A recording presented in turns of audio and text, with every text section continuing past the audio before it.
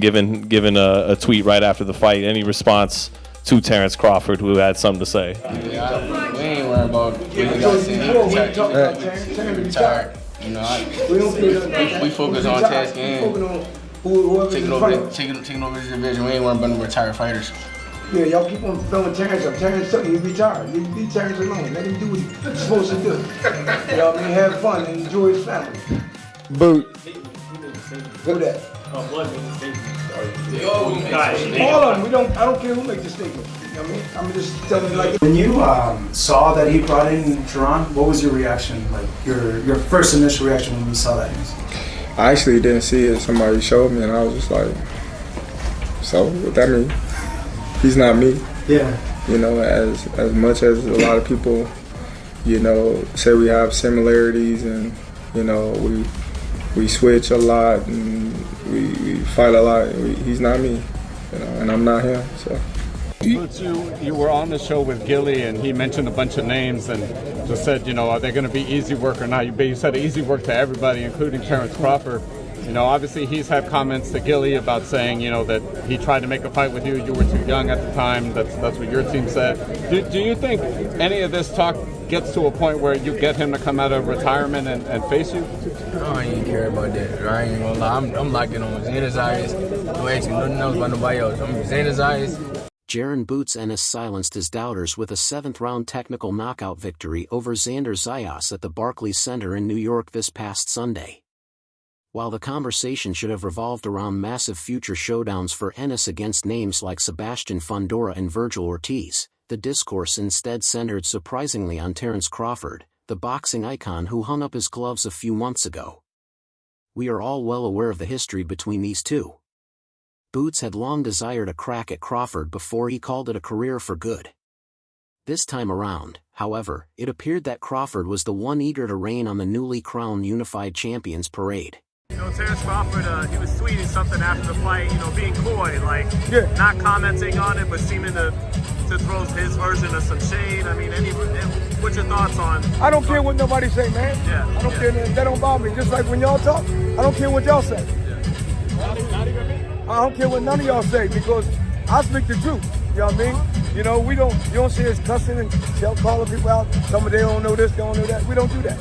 You know what I mean? We just come to fight. Before we dive deeply into the Crawford and Boots drama, let us briefly revisit the fight that secured the victory for Boots. Heading into this contest, the biggest uncertainty was whether the 23-year-old Zayas could force Boots into deep waters. In round 3, the rising Puerto Rican star answered that question with a terrifying right hand that sent a jolt through the arena. For a few tense moments, Ennis was visibly staggered, pinned against the ropes, and forced to hang on. Fans immediately froze, wondering if the hype train was about to go off the tracks.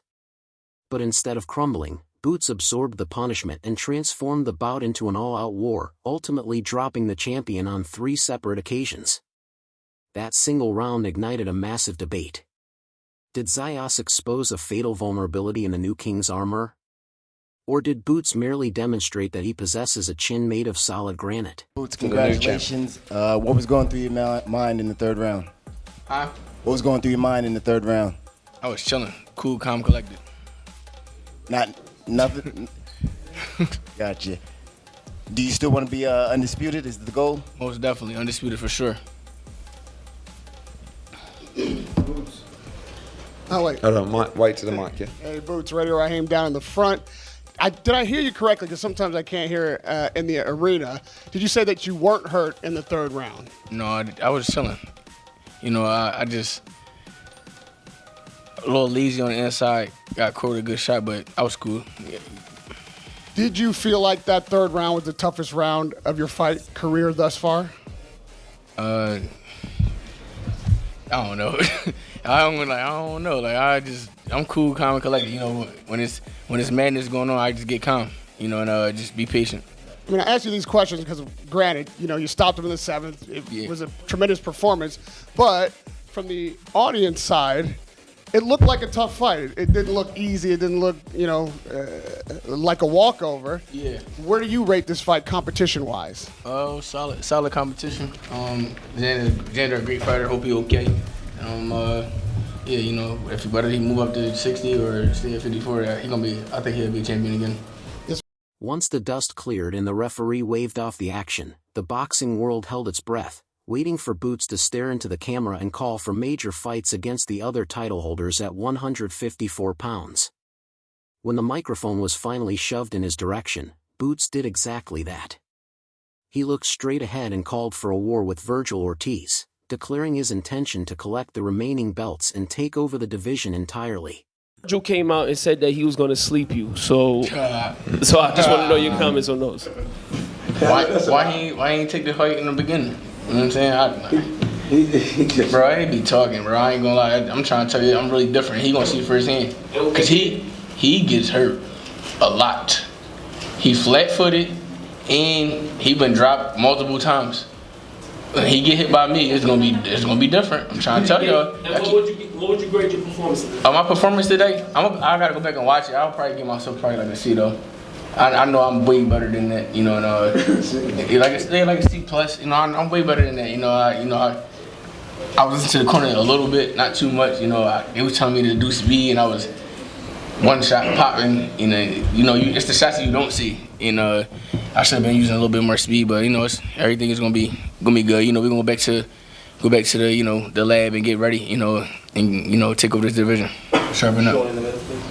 Ennis did not play into the interviewer's hands during the post-fight press conference by avoiding the curveball slightly tossed by the media's carefully constructed storyline. If you have noticed, even before the fight, comparisons were already being made between Boots and Crawford. The media making every effort to lure the boxing legend out of retirement and into a blockbuster matchup with the new unified super welterweight title holder. As great as Boots Ennis is, I still don't think he's getting the respect from a lot of hardcore boxing fans. They're like, yeah, he looks good, he switches stances. We saw what he did in his last fight, but it was against a no-hoper. This is feels like the moment for Boots. Not only do I think he has to win this fight, I think he needs to dominate and separate himself from Xander Zayas and say, look, this guy's not even on my level. I'm at the Terence Crawford level. That's the level of fighter I am. He has a chance to prove that. He's got to be dominant, he's got to be sensational, and I certainly think he can do it. To grasp the media spin, you have to look directly at the puppet master controlling the strings. Matchroom boxing promoter Eddie Hearn. Days before the fight, Hearn's ultimate strategy was leaked to the press. He had once openly admitted that his dream scenario was for Boots to completely dismantle the unbeaten Zayas, claim the unified titles, and then use that massive platform to force Terence Crawford out of retirement. Hearn knew that calling out a fighter who was happily retired is incredibly difficult, but he gambled that a performance for the ages would break the internet and compel Crawford to act. Even though Boots went completely off script and called out Ortiz instead, Hearn and the boxing media simply chose to ignore it. They pushed the Crawford narrative regardless, desperate to manifest the most lucrative blockbuster in the sport. You know, Terence is only going to fight Boots if there's loads of money on the line, because he knows how good Ennis is, and he's not going to fight anymore unless it's for a lot of money. So we have to do what we say. We have to prove the quality of Ennis, and he has to earn his shot against Crawford. But that is the fight that I look at in 9 to 12 months' time, 3 fights down the line. And I think US fight fans are going to be crying out for that fight. Like, you imagine if we beat Lima on Saturday, we beat Ortiz, you know, we beat Fundora or Mertzalayev or Zayas. Everyone will be calling for Ennis v. Crawford. I think a lot of fans are crying for that now. They have been for years. Yeah. But the reality is we still need to, you know, it's not, I think everyone who, like I say, everybody that knows boxing. Yeah, boxing fans. One that knows how good Ennis is go, I mean, what a fight. That is unbelievable. But still, you've got to educate people that Ennis is as good as I say he is. Right? And you do that by beating the champion. So we've got work to do. The narrative was not helped when Crawford decided to take a jab at Boots Ennis following his dominant display. In a tweet he posted after the fight, he said, "Emma, keep my comments to myself, but y'all get it. I hope it's clear that Crawford just can't get enough of the drama." The comments section was split, with some fans urging Crawford to come out of retirement and settle this debate over who is the greatest boxer once and for all. Others, Meanwhile, mocked Crawford for nearly losing to Israel Madrimov in his junior middleweight undisputed title fight. The majority of Crawford's supporters were, however, disappointed that he chose this moment to take aim at his rival. As for Boots, he appears least bothered by the comparisons between him and Crawford. Even before the fight, he stated that it was unlikely Crawford would come out of retirement to face him. Even if he did, Boots is ready for the challenge. He also dismissed the comparisons, stating that he is different from the boxing legend in his own right. Boots, you were on the show with Gilly, and he mentioned a bunch of names and just said, are they going to be easy work or not? You said easy work to everybody, including Terence Crawford. Obviously he's had comments to Gilly about saying, that he tried to make a fight with you. You were too young at the time. That's what your team said. Do you think any of this talk gets to a point where you get him to come out of retirement and face you? I ain't care about that. I ain't gonna lie. I'm locked in on Xander Zayas. No asking nothing else about nobody else. I'm Xander Zayas. That's it. Crawford? I don't know. He retired, so that's what he's doing right now. He in retirement. He chilling. So we'll see. If he come out, we'll see. You said you're different than even him or any other fighters, but what is different about Jaron Ennis than a Terence Crawford or anyone else for that matter, but specifically Terence? I'm just different. Y'all know I'm different. Y'all gonna see on Saturday. The way I just carry myself, the way I fight, just my skills, my ability, defense, everything. Y'all gonna see. These guys don't do what I do. During the latest press conference as well, Boots quickly shut down talk about Crawford and instead pivoted to discussing the Zayas fight instead. His father Boozy and the team demanded that the two fighters be left alone. Hearing about Terence Crawford throughout the build-up to this fight, but he did tweet something that definitely seemed like in relation to this fight without saying much, but, given a tweet right after the fight. Any response to Terence Crawford, who had something to say? Yeah, we ain't worried about what he got to say. He retired. We focus on task and taking over this division. We ain't worried about no retired fighters. Yeah, y'all keep on throwing Terence up. Terence, he's retired. You leave Terence alone. Let him do what he's supposed to do. Have fun and enjoy his family. Boots. He made a statement. Who that? Blood made a statement. All of them. I don't care who makes the statements. You know what I mean? I'm just telling you like it is. Boots Bosey, man, congrats. Hell of a fight, hell of a performance, man. Question, were you more shocked that he made it out of that first round assault or that he got up from that perfectly placed, the second knockdown? Were you more shocked that he got up from that or made it out of the first round? I don't know. The world wants to know. The first knockdown, I wasn't trying to really rush it. I knew he a game fighter. He got good fundamentals. He a solid fighter, and he was a champion for a reason. So you can't just go in there and rush it and try to get the knockout. You gotta be patient, and that's what I did. So, but the second knockdown, I definitely thought he was going. While fans were busy arguing over the drama, undefeated champion Shakur Stevenson offered a viewpoint that completely flipped the script. Shakur ignored the viral third-round scare and instead focused on the undeniable brilliance of Boots' overall performance. Pushing back against critics who claimed Ennis absorbed too much punishment, Stevenson pointed out that his defense and ring generalship were actually operating at a masterclass level. In fact, Shakur went as far as comparing Ennis' sharpness to a vintage, flawless Floyd Mayweather showing. When one of the most technical fighters on the planet says you just put on a Mayweather-esque clinic, it suddenly makes Crawford's assertion about ending Boots' career look incredibly questionable. And, obviously we're here in Philadelphia, Boots Ennis, Eddie, a couple other people, called Boots the natural successor to Terence Crawford, and obviously I know your relationship with him. Do you feel that high on Boots as well, or? Hell yeah, I think Boots is a hell of a fighter. I don't know about the natural sensation, whatever that is to Terence Crawford, I think Boots is his own fighter, Terence is his own fighter, but I think they both hell of a fighters. I've been around Boots for years, and he's the truth. Boxing journalist Sean Zittle also weighed in on the Crawford versus Ennis drama. He noted that he had previously pushed for Ennis to face Terence Crawford. Though Crawford's retirement suggests that matchup will not materialize, Zittle believes it could have been something special, despite Crawford being the favorite. His ambidextrous style, speed, and power always made him a legitimate danger. He also touched on Zayas' showing, calling him an undeniable talent and wishing him the best moving forward in his career. That being said, Ennis has always been a special talent. And there was a time him and Benavidez were my favorite fighters to watch in the sport, that I was always banging the drum for them to get the shots against Canelo Alvarez and Terence Crawford. It never happened. Terence threw some shade after the fight, which is, between them. I don't think the fight will ever happen, but I think that fight could have been special once upon a time, even if Crawford was the favorite, deservedly. Ennis's speed and power, being ambidextrous like Crawford, he was a threat to Crawford and always will be if Crawford's ever thinking of getting back in the ring, especially at this age. But there came a time where Ennis's career was stalling out a little bit. He unifies, he becomes the welterweight champion against Stanionis, but welterweight became thin and the lightweights moved up once he left, really. And welterweight just wasn't as talent rich as it was. He wasn't getting the big fights for a few different reasons.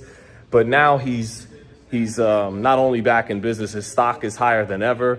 He had a great ring walk with Jadakiss, and the crowd in Brooklyn really loved him and took to him. There's a lot of Puerto Ricans here tonight, but it was really about 50-50, maybe 60-40, you could argue, for Zayas. But he drew a lot of fans in Brooklyn tonight, too, who all loved his performance. So he's never been bigger as a draw. He still showed just enough vulnerability to get the other top guys to want to jump in the ring with him. And sure, he'll have to tighten some things up against those guys, but his talent is just undeniable. And one of Boots' promoters, Eddie Hearn, also addressed recent comments from Virgil Ortiz Sr. about Jaron Boots Ennis needing to earn a shot. Hearn emphasized that Ennis is now a unified two-weight world champion, which means they do not have to pursue anyone or demonstrate anything further. While they remain open to a massive fight with Ortiz, having previously signed to face him without a belt solely for the fans, Hearn stressed that Ennis's current legacy tour is centered on capturing the remaining IBF and WBC straps to become the undisputed king. He said that you guys need to do more to earn a fight with him. Do you think tonight was enough? Yo, what? I don't know what you talking about. He said that. Who said that? Listen, I'm for. Listen. No, that was before tonight, right? Yeah. Listen, we don't need to prove nothing. We don't need to chase a fight with Virgil. It was more than enough. Yeah, okay. But what I'm saying, listen, we're not getting into that. What I'm saying is, listen, and I said this before Boots come in, we are not going to sit there with full of arrogance like some people would right now and say, tough luck Virgil Ortiz, he's the unified world champion, he's a superstar of the sport, get in line and take your 15% for a voluntary defence. That's what some people would say if they were arrogant. What we say is, we love the big fights, but we took that Virgil Ortiz fight, he signed for that fight, right? We took that fight for no belt. We took it for the fans to prove he was the best. Unfortunately for Virgil Ortiz, the team, everybody, Everett, Sean, we did an unbelievable job to land the unified world championship. And now he's the unified world champion. So, sorry Virgil, in a way, we want to be undisputed. But we don't rule out that fight. It's a big fight. But he's about legacy. As he said, it's the legacy tour. Legendary trainer Teddy Atlas also offered a few remarks on Boots following his latest win. He has finally decided to give Jaron Ennis his due credit after this stellar showing. Atlas believes that Ennis has nothing further to prove to the critics and that a star has been born. The red carpet has been rolled out for Boots to now challenge the elite names in the sport and demonstrate to the world that he is the boogeyman. Star is born, right? There's that name we've been talking about. No. I'm going to correct you on this one. He's been a star, but it's been confirmed. Yeah, there you go. Is that fair? Yeah. It's been confirmed that he should be a star.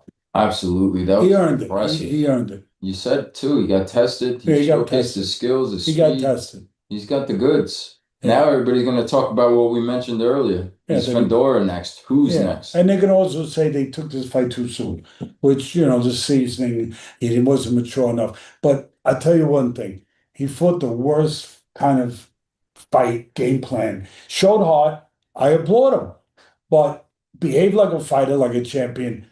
But that's not, my God almighty. Terrible. Oh That was terrible. That's how you shorten a 23-year-old fighter's career. I mean, you just took a lot of punishment. And we were accurate with the reports every day. We got the pick. Listen, we've been over 70% at the ropes. You're not going to win them all. You won 7 out of the last 8 coming in. The 154-pound division is officially on fire, and Jaron Ennis is holding the torch. He walked into hostile territory, survived the most harrowing moment of his professional career, and emerged as a unified champion with the entire world watching. But the real victory is not just the hardware he wrapped around his waist. It is the fact that he has the entire sport debating a fight that has not even been signed yet. Did Boots Ennis just deliver the kind of legendary performance that will drag Terence Crawford out of a comfortable retirement for one final war? Or did that terrifying third round give the legend all the evidence he needs to stay away from the new king of the division? The answer to that question just might alter the landscape of boxing permanently. We would love to hear your thoughts on the Crawford-Ennis debate. Would you like to see these two throw down inside the ring? Let me know in the comments. That is all for today. If you enjoyed this, remember to drop a like, subscribe, and hit that bell icon so you never miss an update from us. Stay locked in, and we will catch you in the next one.